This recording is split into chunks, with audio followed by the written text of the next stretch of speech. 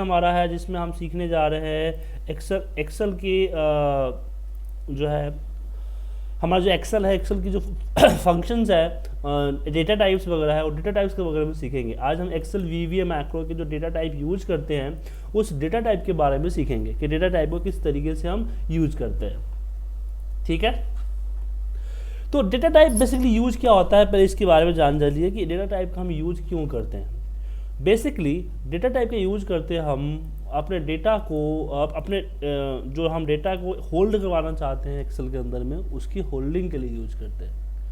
मतलब कि आपको एक टेम्परली सेविंग लोकेशन चाहिए होगा, तो टेम्परली सेव लोकेशंस के लिए हम यूज करते हैं डेटा टाइप को।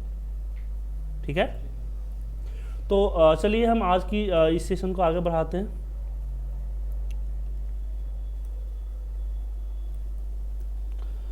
तो हम तो सबसे पहले हम बात करते हैं डेटा टाइप के वेरिएबल्स के लिए। तो हम दो तरीके हम बेसिकली हम लोग यूज करते हैं इंटीजर, लॉन्ग एंड डबल को। जो सबसे ज़्यादा यूज हम करते हैं वो करते हैं इंटीजर, डबल एंड लॉन्ग को।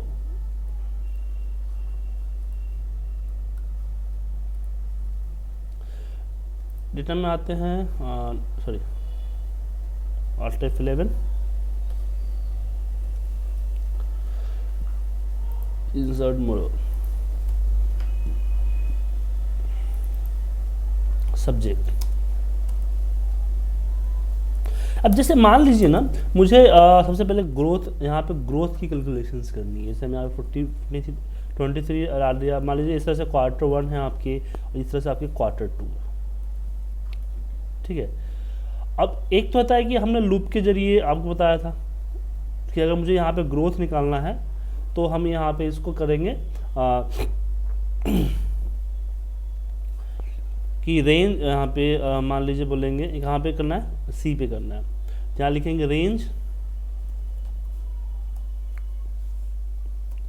रेंज यहाँ पे देते हैं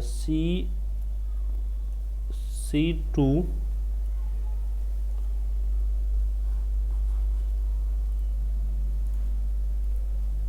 dot value is equal to bracket में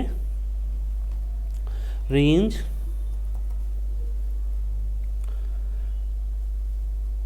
B2 dot value divide by, sorry minus, माफ कीजिएगा ये माइनस होगा, माइनस, इसी को कॉपी कर लेते हैं ना, रेंज A2। ठीक है, जो रिजल्ट आएगा वो हो जाएगा डिवाइड बाय A2। अब ये कॉम्प्लिकेटेड थोड़ा लग रहा है ना। अब इसको रन करेंगे तो यहाँ पर रिजल्ट दे देगा।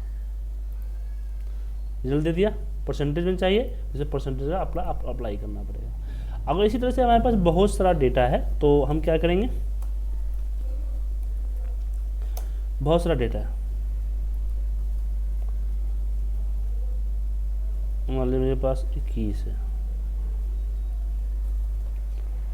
पेस्ट वैल्यू मेरे पास इस तरह से 21 है, तो हम यहाँ क्या लगा देंगे, हम लूप लगाएंगे। क्या लगाएंगे, लूप। तो लूप यहाँ भी करते हैं,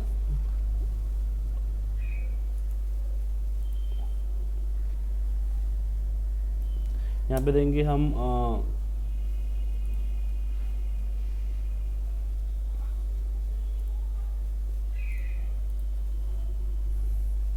कि 4 i इक्वल टू 2 से स्टार्ट होगा और कहाँ तक जाएगा हमारा, ये हमारा वैल्यू है 21, तो 21 डालेंगे, 2 to 21। ठीक है, और यहाँ पे नेक्स्ट i। अब जहाँ जहाँ हमने 2 डाला है, कल की तरह क्या करेंगे हम, हाँ क्या करेंगे,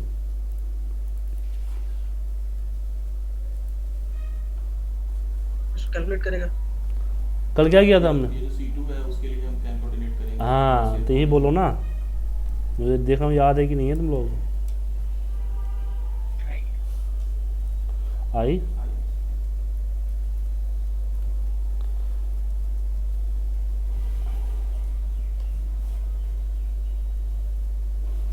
आई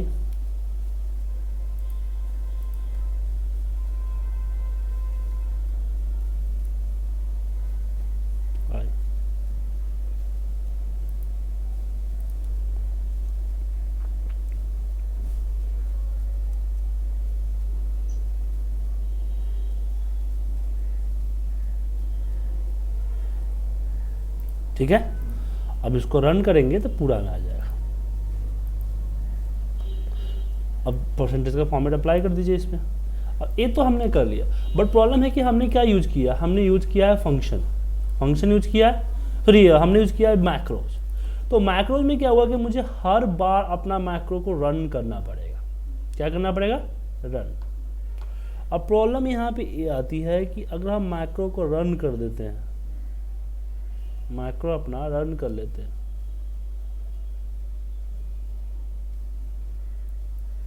तो दिक्कत क्या होगी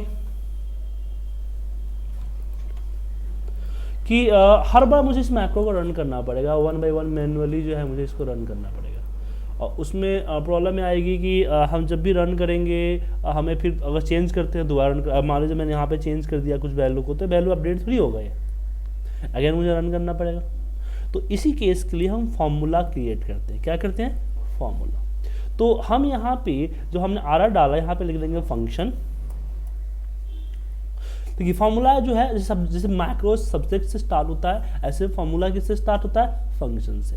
तो फंक्शंस यहाँ पे मैंने दे दिया फंक्शन नेम, तो मैंने दे दिया GR ब्रैकेट ओपन, और इसमें आपको देना पड़ेगा Q1, Q2 as a variant, जो भी डेटा टाइप यूज करो तो, ठीक है ना।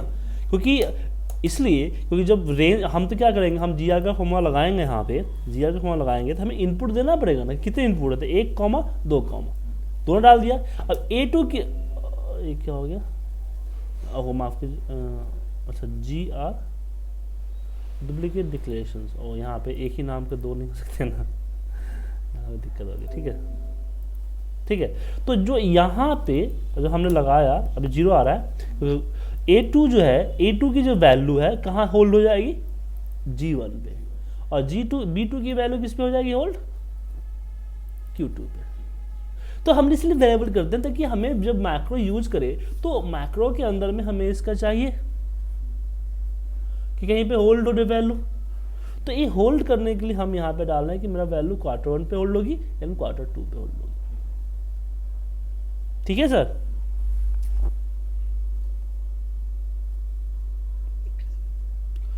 आया समझ? ओके, अब चलिए इसमें आगे बढ़ते हैं। अब इसमें क्या करेंगे, हम यहाँ पे करते हैं, मान लीजिए एक वेरिएबल और लेंगे। अब कैलकुलेशन करके तो डालना है आपको कि अब मुझे यहाँ पे Q1 divide by minus multiply करना है, तो इसकी रिजल्ट कहीं तो कहीं जाएगा ना। हम डायरेक्ट ऐसे तो नहीं डाल सकते ना, हमें कहीं ना कहीं इसका रिजल्ट तो डालना ही डालना है। तो उस केस में हम क्या करते हैं, हम यहाँ पे वेरिएबल लेते हैं dim r for result as a, हम भी यहाँ पे वेरिएंट कर देते हैं कि रिजल्ट डेसिमल में भी आ सकता है, तो आप डबल कर दीजिए, क्योंकि आपको पता है डेसिमल में ही आएगा, तो परसेंटेज निकालना है तो हम, तो इसलिए हम क्या करेंगे डबल, सॉरी वो क्या हो गया, ठीक है डबल। तो डबल पे क्या होता है, डेसिमल्स एक तो सबसे ज्यादा हाईएस्ट वैल्यू स्टोर होती है, साथ में डेसिमल भी स्टोर होती है, ठीक है। इसलिए हमने डी आर एज डबल दिया। फिर यहाँ पे करते हैं आर इक्वल टू हम यहाँ पे करते हैं सेम क्यू ब्रैकेट में लेते हैं Q2 minus Q1 divide by Q1। अब देखिए कितना सिंपल लग रहा है कैलकुलेशन, ऊपर कैलकुलेशन देखिए कितनी हार्ड लग रही है, समझना मुश्किल है, इसलिए हम वेरिएबल्स यूज करते हैं ताकि बाद में जब हम चेंज करने जाए तो हमें दिक्कत ना हो। और फिर फिर हमारा खत्म हो जाएगा, फिर हम GR पे वापस हम स्टोर कर देंगे R को, ठीक है। तो देखिए फंक्शन के कितने पार्ट होते हैं, पहला होता है डिक्लेरेशन, पहला आप क्या करोगे डिक्लेयर करोगे, देन आता है कैलकुलेशन, क्या करोगे कैलकुलेट करोगे, देन असाइनमेंट, वापस फॉर्मूले को रिजल्ट असाइन करोगे। ये इंपॉर्टेंट पार्ट है, क्योंकि अगर ये असाइन नहीं करोगे, क्योंकि रिजल्ट किस पे होल्ड हो रहा है, R पे हो रहा है, R किसी को आउटपुट दे रहा है नहीं देगा। अगर हम इसको हटा देते हैं, यहाँ पे R किसको आउटपुट दे रहा है, GR को, GR क्या है हमारा फंक्शन है, ठीक है। अब यहाँ पे हम करते हैं इसको आ गया सारा। अब जैसे मैं यहाँ पे इसको चेंज करता हूँ 34 करता हूँ, ऑटोमेटिकली चेंज हो जाएगा। तो आपको डिसाइड करना है कि हमें मैक्रो यूज करना है या फंक्शन यूज करना है। ठीक है, हाँ सर, समझ में आया? Yes sir. तो फंक्शन यूज करना है या मैक्रो यूज करना है, आपको डिसाइड करना है।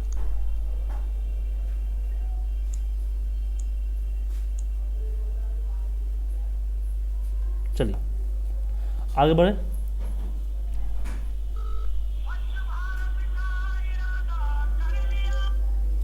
तो नेक्स्ट जो हमारे पास आता है, और नेक्स्ट हमारे पास आता है और भी कैलकुलेशन हम करना चाहेंगे।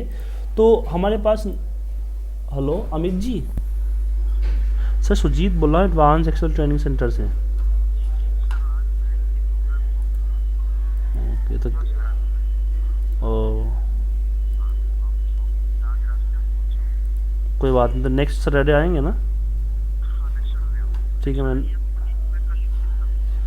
ठीक, ओके कर दीजिए। तो ये हमारा हो गया कि जी आर इक्वल टू आर, हमने आर असाइन कर दिया। अब बात करते हैं और अगली कैलकुलेशन की तरफ बढ़ते हैं। मान लीजिए मुझे एम आर पी कैलकुलेट करनी है, ठीक है। तो एम आर पी में हमारे पास जो है वो है इस तरह से कि हमने यहाँ पे कॉस्ट लिख दिया, ठीक है। कॉस्ट यहाँ पे 30 है, 50 है, सॉरी यहाँ पे इस तरह से कॉस्ट है हमारे पास कि एक प्रोडक्ट का मैन्युफैक्चरिंग कॉस्ट क्या लगता है, ठीक है।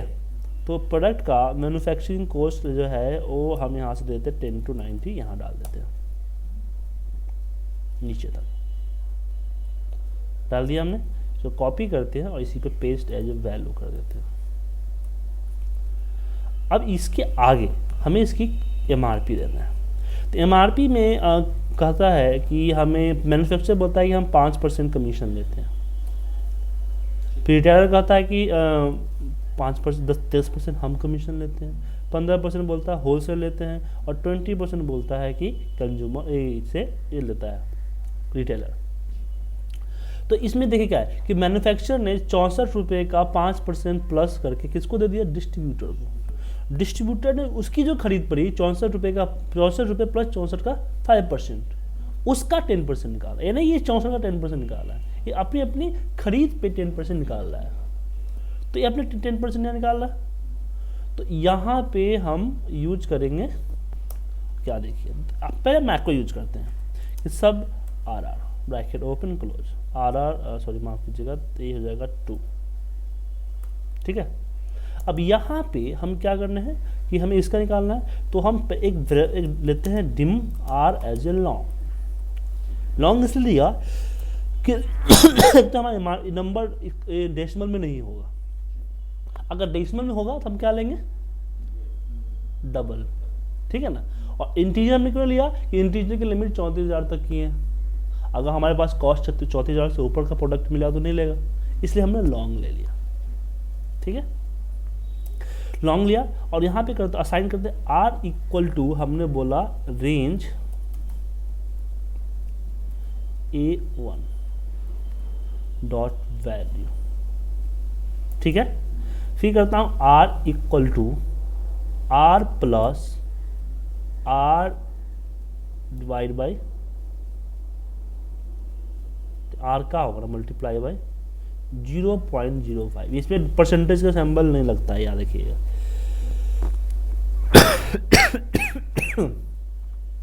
ठीक है, ऐसा में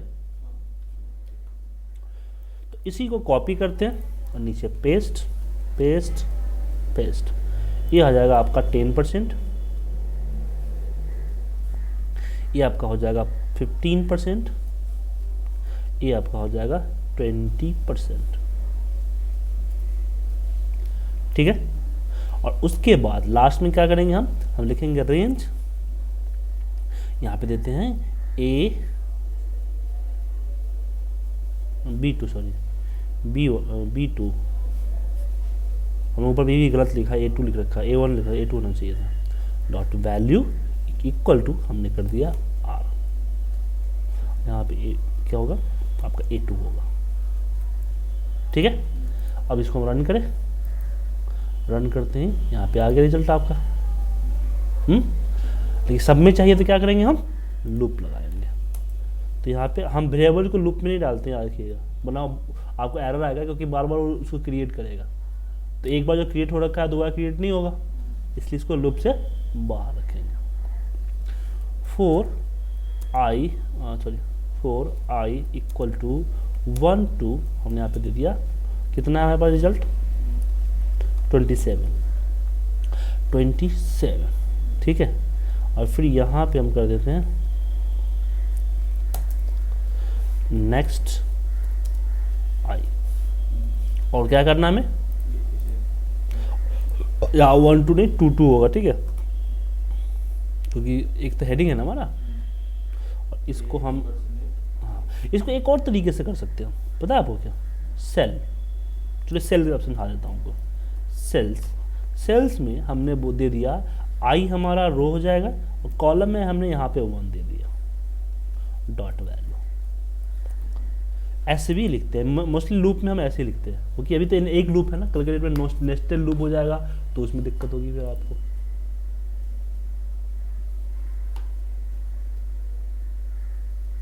ठीक है,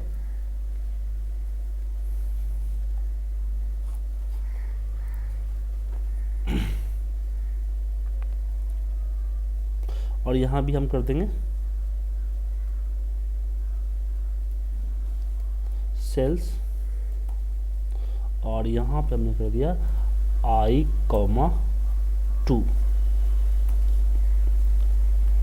डॉट वैल्यू, ठीक है। ऊपर भी 2 पढ़ना होगा, नहीं ऊपर 1 होगा ना, ये पहली कॉलम से ले रहा है ना, पहली कॉलम से ले रहा है, दूसरी कॉलम में दे रहा है, तो यहाँ पे हम कर देंगे प्ले, सब पे आ गया रिजल्ट। अब इसी को हम फंक्शन में करें तो क्या होगा, देखिए फंक्शन में करते हैं तो यहाँ पे लिखेंगे फंक्शन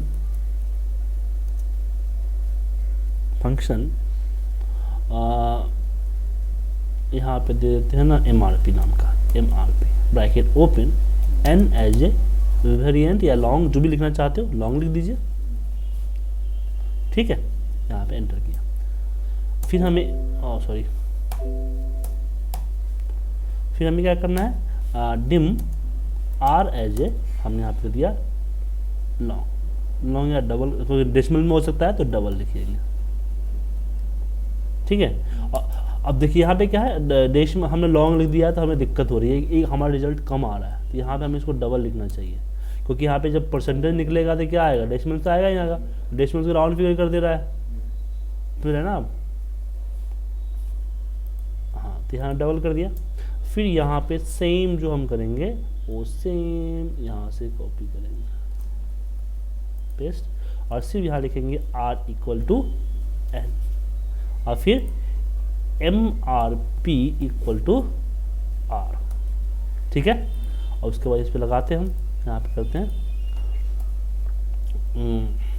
MRP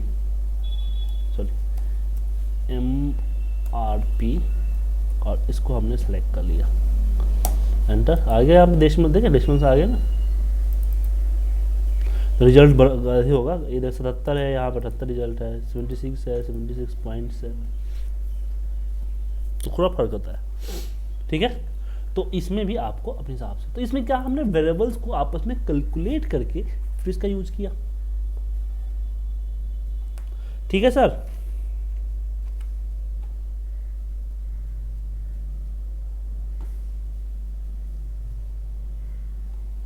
हेलो, इसके अंदर हमने जो वैल्यूज मैनुअली दी है, जैसे r मल्टीपल 0.05, सर इसमें हमने वैल्यू जितना हमने इसमें फंक्शन में मैनुअल किए हैं, ऐसा पॉसिबल है कि इसको ऑटोमेट कर देंगे? हाँ, तो फिर आप बोला किसी भी जगह हम अप्लाई करें उसकी हाँ, अपनी परसेंटेज हो। हाँ, तो उसके लिए अब जिन्होंने अच्छा सवाल पूछा, बोला है कि मैं परसेंटेज अपने हिसाब से देना चाहता हूँ, तो वहाँ पे क्या करना पड़ेगा, कॉमा, यहाँ पे मतलब K1, K2, K3, sorry K1 आ रहा है, K2, K3, स्टार है ना,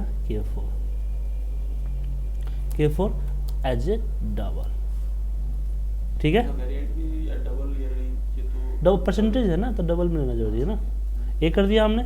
और जहाँ जहाँ हम ए आर का एक परसेंटेज दे रहे हैं ना, वहाँ वहाँ के आ जाएगा, K1, यहाँ पे आ जाएगा आपका K2 और यहाँ पे आपके पास आ जाएगा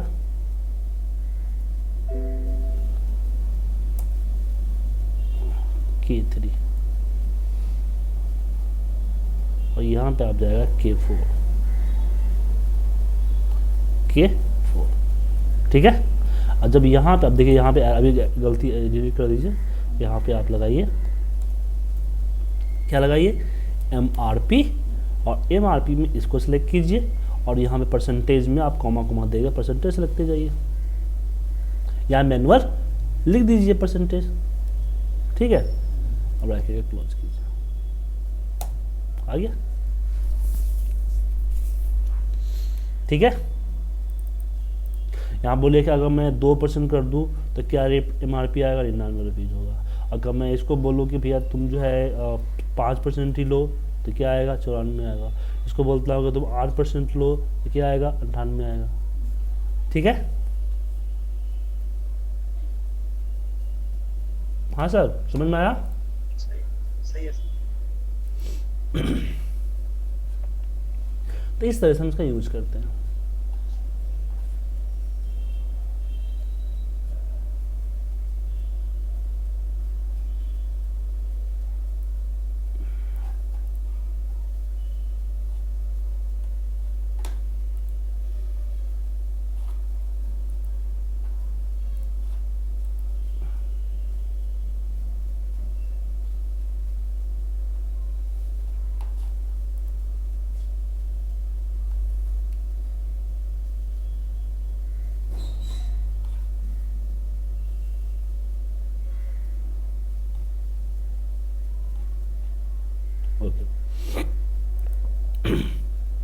ये समझ में आ गया आपको?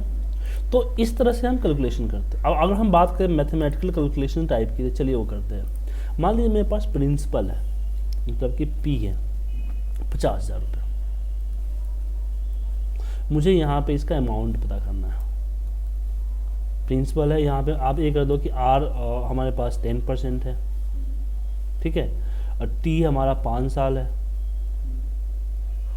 और मुझे जो हमारा R है वो हमारा 12 ईयरली है, ठीक है।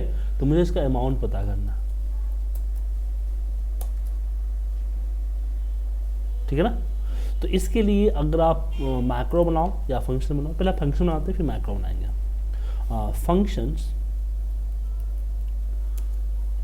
फंक्शंस यहाँ पे हमने दे दिया अमाउंट, ब्रैकेट ओपन, यहाँ पे लिख दिया P comma R comma T comma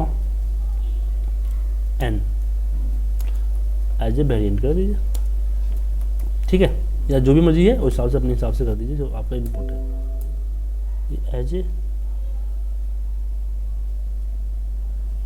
अच्छा डी नहीं सही तो है, जब फंक्शन की स्पेलिंग गलत है, ठीक है। उसके बाद यहाँ पे हम करते हैं, यहाँ पे क्या है हमारा कहता है अमाउंट, AMT अमाउंट डायरेक्ट कर दीजिए या वेरिएबल के अंदर डालिए, P multiply by 1 plus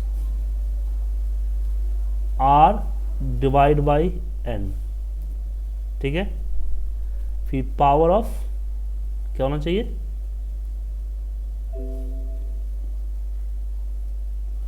power of T multiply by N, हमने लिख दिया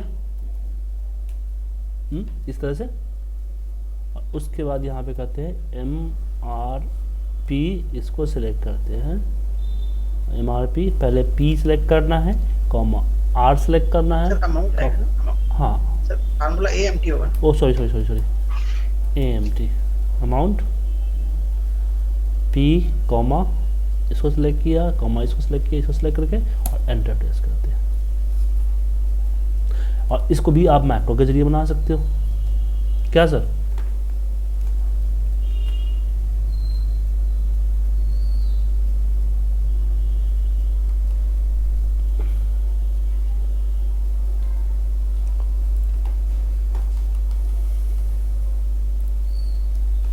डाउट? तो इस तरह से हम अपने वेरिएबल्स का यूज करते हैं। तो वेरिएबल्स का यूज हम इसलिए करते हैं ताकि एक, जैसे यहाँ पे हम एक वेरिएबल लिया, उसको हम कई सारी जगहों पे यूज कर रहे हैं, तो कई सारी जगहों पे आपको यूज करने के लिए हमें वेरिएबल्स की यूज करती है। साथ में मैथमेटिकल कैलकुलेशंस या फिर अपने हिसाब से जो भी फॉर्मूला है उस फॉर्मूले को कैलकुलेशंस करने के लिए हमें वेरिएबल्स की ज़रूरत पड़ती है। तो variable is a very important part, क्योंकि वेरिएबल्स के बगैर आप काम कर पाना आपके लिए मुश्किल है, कि आपको वेरिएबल्स तो यूज करना ही पड़ेगा। ठीक है, वेरिएबल्स तो आपको यूज करना ही पड़ेगा।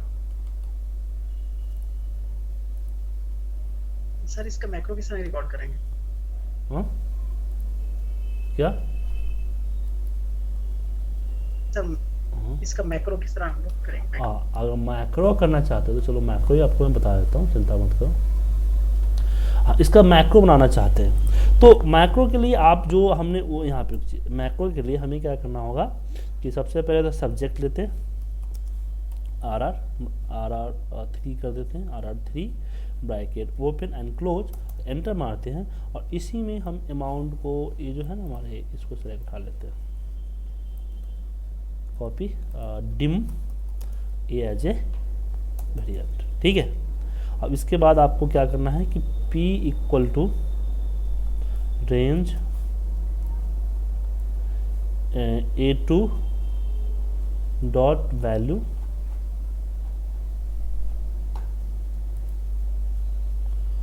Dot value. ठीक है, ऐसे ही आपको यहाँ पे कॉपी कीजिए, पेस्ट कीजिए, यहाँ पे R हो जाएगा आपका R, यहाँ पे A2 की जगह हो जाएगा यहाँ पे B2 और फिर यहाँ पे हो जाएगा पेस्ट, करते हैं पेस्ट, यहाँ पे क्या हो जाएगा आपका R की जगह T और यहाँ पे आपका हो जाएगा C2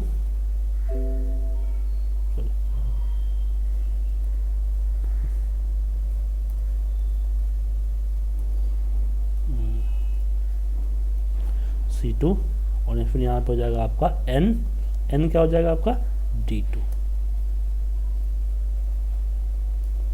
बाकी जो कैलकुलेशन है कैलकुलेशन वही ऐसा ही रहेगा जो कि आपने यहाँ पे कैलकुलेशन कर रखा है। ठीक है, और यहाँ पे फिर हो जाएगा आपका रेंज, ये हो जाएगा E2 पे रिजल्ट किस में डालना है, E2 पे डालना है, तो E2 डॉट वैल्यू, ठीक है, इक्वल टू AMT। अगर लूप में लगाना चाहते हो तो लूप लगाओगे और जहां जहां आपने 2 लिख रखा है उसको क्या कर दोगे,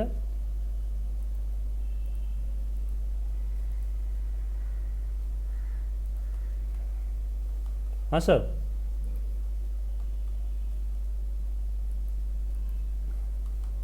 ठीक है सर, सुना आ गया। जी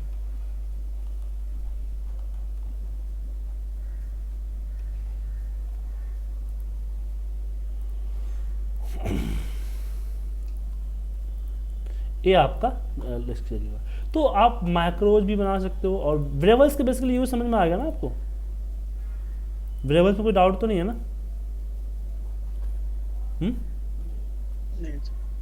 तो बेसिकली वेरिएबल का यूज हम करते हैं अपने डेटा को अच्छी तरीके से, अपना जो मेरा डेटा होता है उस डेटा को मतलब कि अपने कैलकुलेशंस को इजी करने के लिए हम वेरिएबल्स यूज़ करते हैं और टेम्पररी एक वैल्यू को होल्ड करके और कई सारी जगहों पे पास करने के लिए करते हैं। जैसे कि मान लीजिए ना आपने किसी इनपुट बॉक्स से नाम लिया और उसी नाम को 20 जगह पेश करना है, आपको 20 जगह यूज करना है, तो उसमें क्या है कि अगर आप वेरिएबल्स ना लो तो 20 बार आपको इनपुट बॉक्स पास आउट कराना पड़ेगा। ऐसे एक बार पास आउट कराया, एक वैल्यू स्टोर हो गया, जहाँ जहाँ चाहिए वहाँ पे वो वेरिएबल्स दे दिया आपने।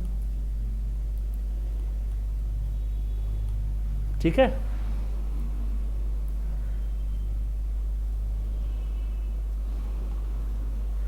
तो इसका यूज करते हैं।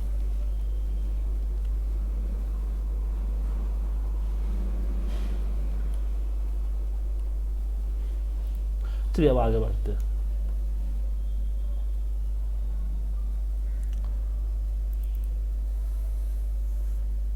ये हमारा वेरिएबल्स की चीज़ें थी। अब हम बात करते हैं आगे।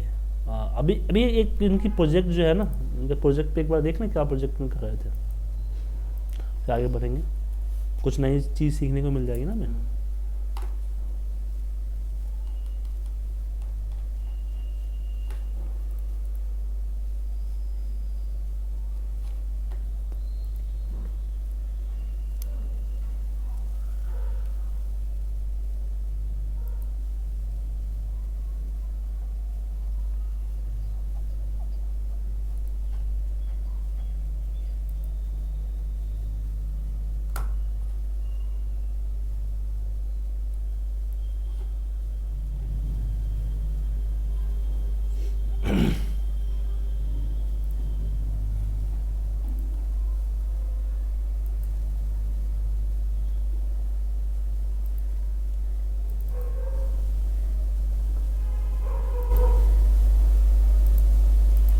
8, इसमें क्या बोल रहे हो सर आप?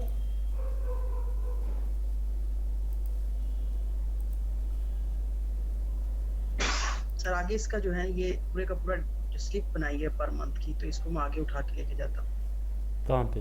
डेटा में? डेटा है। हाँ जी। हाँ, तो इसमें क्या दिक्कत आ रही है? मगर ये जो ब्लैंक्स है नीचे ब्लैंक्स भी आ जाती हैं, क्योंकि ये कई दफा एक महीने में 4 बंदों की बनती है सैलरी, अगले महीने में 5 की, अगले महीने में 10 की। तो जो यहाँ से कॉपी करते हैं ना? हाँ जी। हाँ, तो यहाँ से कॉपी करते हैं तो आपका स्टार्टिंग पोजीशन तो ये A12 फिक्स है।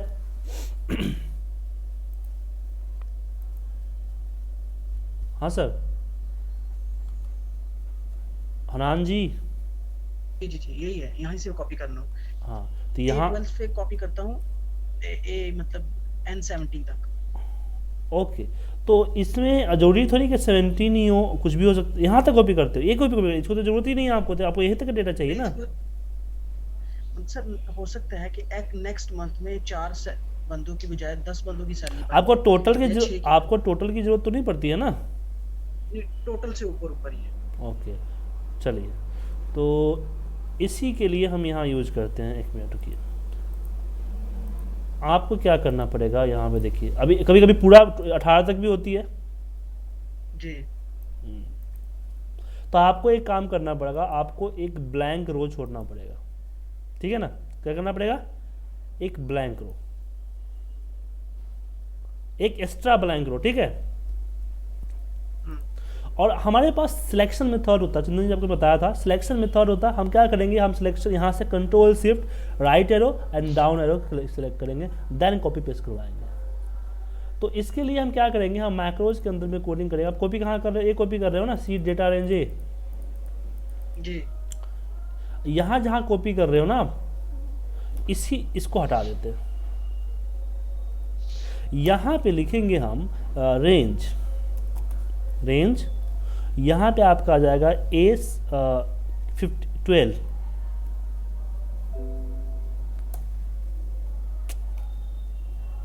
एक मिनट को हैंग हो गया।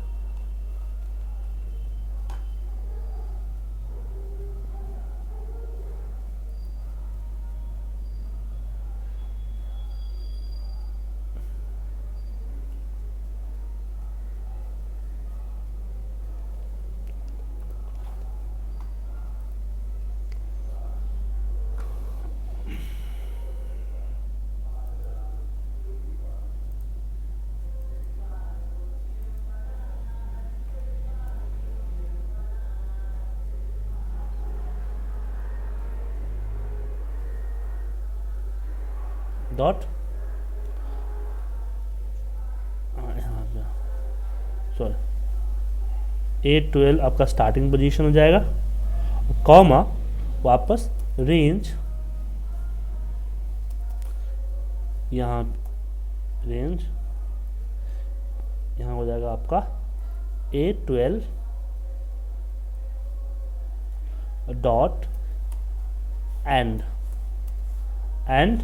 और यहाँ पर जाएगा एक्सलेक्स टू लेफ्ट जाता है ना, टू लेफ्ट डॉट सेलेक्ट, ठीक है? फिर यहाँ पे जाएगा रेंज, सिलेक्शन हमें स्टार्टिंग पोजीशन होगा, ठीक है, कॉमा सिलेक्शन डॉट एंड, और यहाँ पे जाएगा आपका एक्सेलेस अप डॉट सेलेक्ट, और फिर करो सिलेक्शन डॉट कॉपी, ठीक है? एक बार रन करिए इसको, देखिए मैक्रोज कौन सा है, ये है ना कॉपी टू, हाँ रन। ये क्या हुआ, इतना ही कॉपी क्यों हुआ?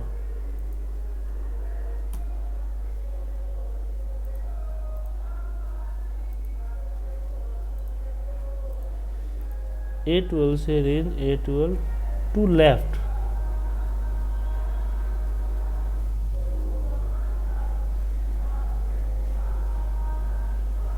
टू लेफ्ट ही होता है ना कि राइट होता है? ऐसे राइट होता है, राइट राइट जाना है ना, हाँ ये हमने गलती कर दी, टू राइट, लेफ्ट तो इधर आएगा।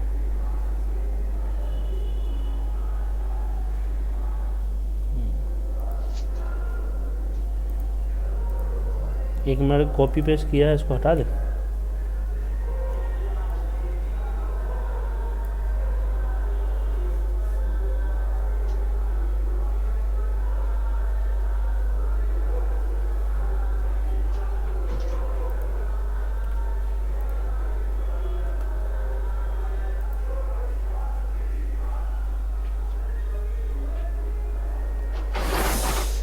Seat sit sit sit sit sit, एक छोटा सा दिक्कत हो रही है, यहाँ पे अप नहीं, यहाँ पे डाउन होगा।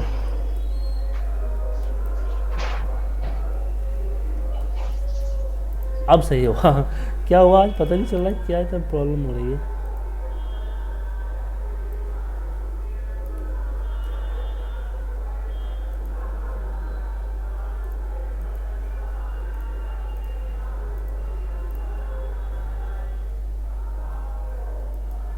अब सही है, अब सही हुआ, ठीक है। अब देखिए यहाँ से इतना ही कॉपी किया है और आपका इतना ही पेस्ट हुआ है, ठीक है।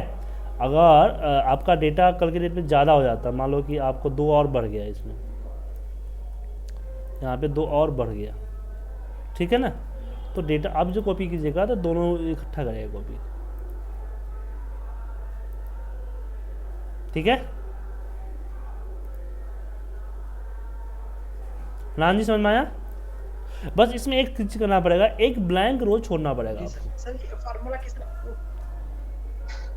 ठीक है ओके सर, तो ये किस तरह बनाया, किस तरह इस तरह से बना। देखो क्या हुआ कि मैं बताता हूँ मैंने क्या किया। मैंने यहाँ से स्टार्ट किया और कंट्रोल शिफ्ट राइट एरो से इधर गया and control shift again down arrow ये नीचे आया, समझे। तो हमारा क्या है कि हमारा स्टार्टिंग पोजीशन ये है, एंडिंग पोजीशन से लास्ट वाला लेना है मुझे। तो यहाँ पे हमने बोला कि स्टार्टिंग पोजीशन A12 है और ending position range A12 dot end Excel to right. मतलब ये क्या करेगा, कर्सर को सीधे लास्ट में उठा के रख देगा। अब पहले यहाँ है, यहाँ स्टार्टिंग पोजीशन, इसको सेलेक्ट हो जाएगा। आपको याद होगा सिलेक्शन मेथड में आप देखिएगा, आपको मैं सिलेक्शन जहाँ पे रेंज के बारे में पढ़ाया था वो मैं सारी चीज़ें मैंने पढ़ा रखा हूँ आपको,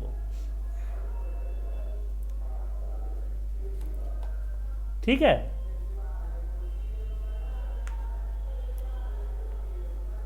सही है सर। और फिर उसी सिलेक्शन को नीचे लेके आ गया, उसको कॉपी कर लिया, ठीक है। तो एक कोडिंग में आपको भेजता हूं, एक कोडिंग आप डाल दीजिए जहां पे आपने रेंज A2 सेलेक्ट कर रखा है ना, उसके जगह पे इस कोडिंग को डाल दीजिए आप।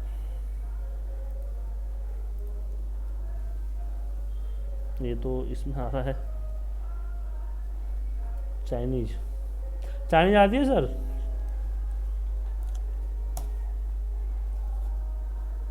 जी चाइनीज आती है आपको? चाइनीज कहाँ आती है, चाइनीज सीख के क्या करना है सर? लो सर,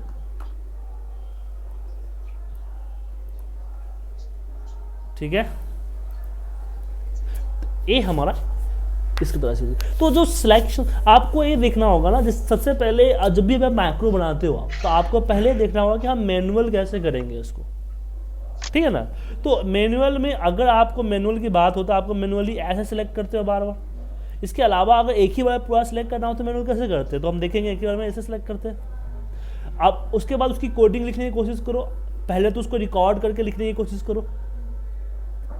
रिकॉर्डिंग में कोडिंग आता है ठीक है, अगर रिकॉर्डिंग में कोडिंग नहीं आता है कोई और तरीके से लिखने की कोशिश करो फिर, ठीक है, ठीक है सर। Yes sir. ओके, तो इस पे प्रैक्टिस कीजिए और आप मुझे कल तक नेक्स्ट क्लास से पहले क्या कीजिए कि एक अभी हमने आपको फॉर्मूले बताया ना आपको बहुत सारे, तो इसमें मुझे आपको बहुत सारे फॉर्मूलेज बताया है, तो मुझे कम से कम 10 फॉर्मूले इस तरह से मैथमेटिकल कंसेप्ट पे दीजिए, ठीक है। मैथमेटिकल कंसेप्ट पे लिख के दीजिए, जिससे पता चलेगा आपने वेरिएबल्स कितना यूज़ किया। उसमें डिफरेंट डिफरेंट टाइप के वेरिएबल्स अपने अकॉर्डिंग यूज कीजिए, इसमें किस तरह के वेरिएबल्स यूज होंगे, और उस पर आप अपना अप्लाई कीजिए। ठीक है, तो एक बार अप्लाई कीजिए, फिर हम कल मिलते हैं सेम टाइम। कल नहीं, सॉरी, नेक्स्ट सैटरडे। ठीक है, 9 to 12। नेक्स्ट सैटरडे, तो सैटरडे को मैं लंबा क्लास लूँगा, संडे को छोटा क्लास लूँगा। Okay, bye.